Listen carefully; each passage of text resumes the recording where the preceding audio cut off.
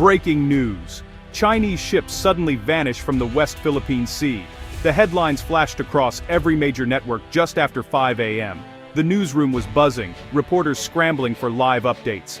Anchors spoke in urgent tones. Is this a new chapter in the region's long dispute? Or a trap?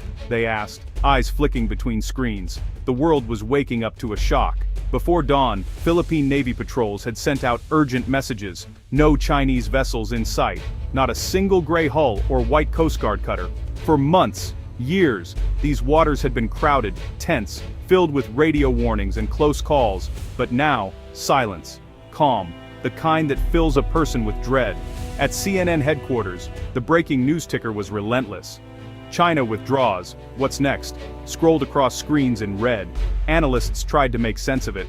Was this a diplomatic move or a sign of something worse? Phones rang non-stop. The West Philippine Sea, long a symbol of conflict, was suddenly empty. The world wanted answers. Yet, as the sun rose, few answers came. The unknown felt heavier than the threat itself. The stage was set for a day of suspense and surprise. The sea at dawn is usually alive with activity. Lights from hundreds of ships dot the horizon, engines thrum beneath the waves. Filipino patrols and fishermen move carefully, watching and waiting. But this morning, their radios crackled with confusion. The horizon was empty. The water glistened, untouched. No wakes, no warning sirens, no distant voices in Mandarin. Lieutenant Cruz stood on his patrol boat, binoculars pressed to his eyes.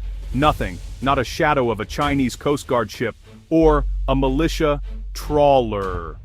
Just the soft sound of waves slapping steel hulls.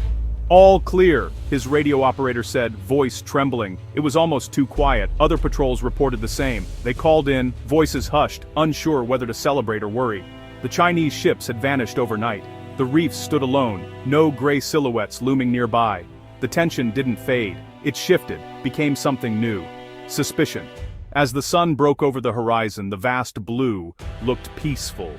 But every officer felt the weight of the unknown. Was this peace, or the calm before a storm? Back at the Philippine Navy Command Center, alarms were replaced by anxious chatter. Admiral Santos stared at the glowing map. For months, red blips had dotted Scarborough, Mischief, and Ayungin. Now, they were gone. He tapped the console, double-checked the radar. Confirm positions, he barked. His staff scrolled through data. Nothing, just Philippine signals. Commanders debated what to do next. Should they send more patrols? Was this an ambush? Some officers wanted to push out further, to test the silence. Others warned caution. This isn't normal, one whispered. The memory of past confrontations was fresh. Communications with fishermen came in. No Chinese ships, sir, all clear by the reef. The reports were the same everywhere, but no one dared relax. The command center hummed with energy and nerves. Even as the absence of conflict brought relief, it also brought new fears. Admiral Santos called for a full alert. Stay sharp, he ordered. No one knew what might happen next. Across Manila and the world, speculation exploded. Was China plotting something big?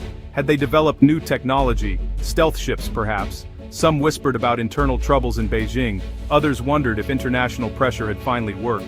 Maybe it's a trick, said one diplomat, or maybe a message. In think tanks and embassies, analysts pored over satellite images and intelligence. Was this a strategic pause, a test of Philippine resolve? Did China want to reset talks, or distract from other issues? No one could agree. Theories multiplied. Secret deals, cyber threats, a coming storm. On the ground, the mood was tense. Some officials hoped for peace. Others feared a sudden strike. The unpredictability of China's move made everyone uneasy. The government promised transparency, but admitted they were as surprised as anyone. As the hours passed, one thing was certain: this was not the end of the story. The world was left guessing, watching the empty sea. Within minutes, social media just lit up. Twitter, Facebook, and TikTok exploded with theories and memes. The hashtag empty sea trended worldwide. Filipino netizens posted videos of the calm waters, their voices kind of quivering with hope and disbelief. One user asked, "Did we win?" And another wondered, or is this just the eye of the storm? Major networks broadcast live from coastal towns with reporters interviewing officials, fishermen, and families. The contrast between joy and anxiety was honestly striking. Some people called it a miracle, while others warned it was a ruse. On YouTube, analysts picked apart every official statement and every image of the vacant sea. The speed of information was, well, dizzying. Rumors spread just as fast as facts. Some claimed to spot Chinese drones, and others swore the ships were just hiding. But for now, the only thing everyone agreed on was that the world had changed overnight. People everywhere held their breath waiting for the next update. The silence in the West Philippine Sea did not go unnoticed by world powers. The United States Navy dispatched more surveillance flights and a destroyer group to the area. "We're monitoring the situation closely," a Pentagon spokesperson said. In Tokyo, Japan's self-defense forces raised their alert status. Australia and the UK announced joint patrols to ensure freedom of navigation. Diplomats issued careful statements. Some praised the sudden calm, but most warned against complacency. "We stand with the Philippines," the U.S. ambassador declared. Naval attachés met in Manila, exchanging intelligence and strategies. The region's security balance felt shaky. Military analysts debated whether China had pulled back to surprise its rivals or to regroup for something bigger. Around the globe, governments watched and waited, ready to respond if tensions flared again. The message was clear. The world was watching, and no one would let their guard down. In fishing villages along Luzon and Palawan, families gathered on the shore, eyes fixed on the horizon. For the first time in years, fishermen sailed out without fear. Children played on the sand, parents whispering prayers of thanks and of caution. "Maybe we can fish in peace now," said Mang Tonyo, a veteran fisherman. "But we must stay careful." In Manila, markets and schools buzzed with the news. Some cheered, waving flags. Others asked hard questions. Is it real? Will it last? Even as hope rose, so did skepticism. The scars of past clashes ran deep. Community leaders called for unity. Churches and mosques held special prayers. Social workers organized briefings to help people understand the risks and prepare for any changes. The mood was tense but proud. For the first time in a long while, the sea felt like home again. Still, everyone knew it could change in an instant. The Philippine government moved fast. President Reyes addressed the nation at noon. "We welcome the calm, but we will not let down our guard," he said.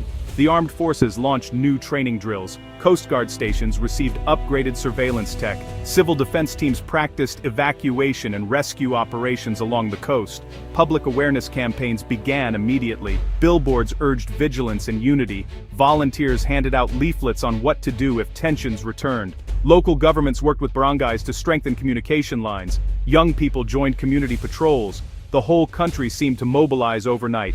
Diplomatic teams worked overtime, reaching out to allies and neighbors. The government's message was clear. The Philippines would not be caught off guard again. Investment in defense and disaster readiness soared. The sense of unity and purpose was strong, yet beneath the determination, a quiet anxiety remained. No one wanted to be surprised again. Filipinos across the islands felt a surge of pride. For a moment, the silence at sea felt like a victory. Local artists painted murals of peace and bravery. Teachers told students about the long struggle for sovereignty. Social media filled with messages of hope. "We will defend our home." Read one viral post. Together and always. But the uncertainty lingered. No one could say what China's next move would be. Was this withdrawal permanent? Was it a clever ploy? The risks were high, the stakes even higher. Politicians urged citizens to stay alert. Experts reminded everyone that regional tensions could flare overnight. Around the world, leaders called for calm and dialogue. The West Philippine Sea remained a symbol of resilience and risk. For the Philippines, this was a chance to prove its unity and its readiness to face whatever came next. The future was unwritten, but hope, vigilance, and resolve would guide the nation forward.